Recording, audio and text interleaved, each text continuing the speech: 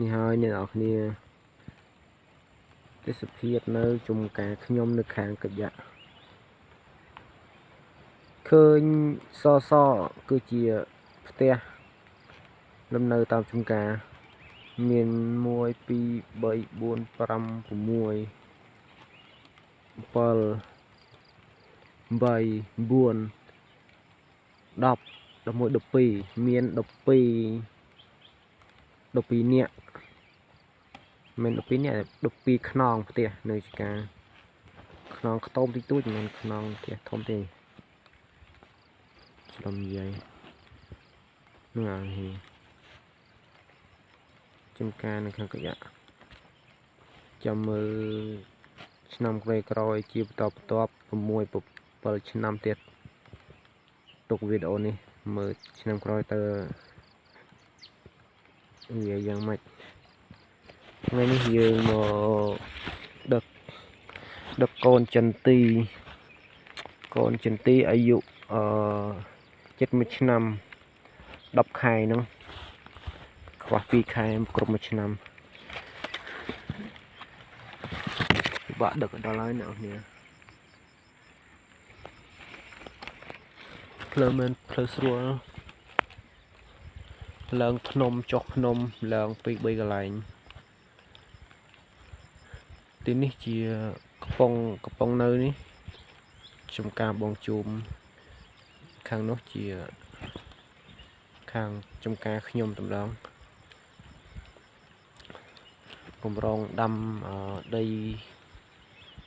2ហាត់ជាងនឹង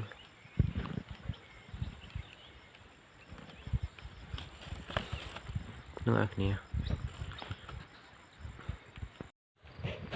នេះយើងមកដល់ហើយអ្នកនរគ្នា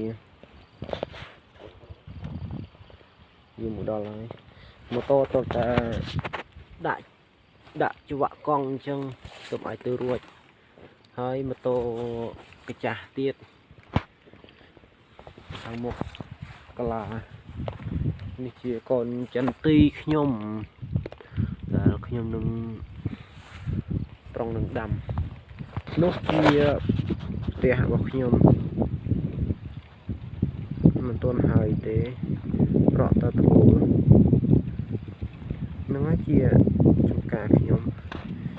ចំការទៅកាប់ថ្មីឆ្លងអូនេះឆ្លងអូនេះមិនតិច20-30 ម៉ែត្រដល់ផ្ទះខ្ញុំនេះចន្ទីបងជ្រុងគាត់ដាំចិត្តកន្លះខែចន្ទីគាត់មើលចន្ទីគាត់ចេញចន្ទីខ្ញុំចន្ទីគាត់ទិញគេនេះចន្ទីខ្ញុំថែខ្លួនឯងមិនខ្ញុំថែខ្ញុំផ្សំខ្លួនឯង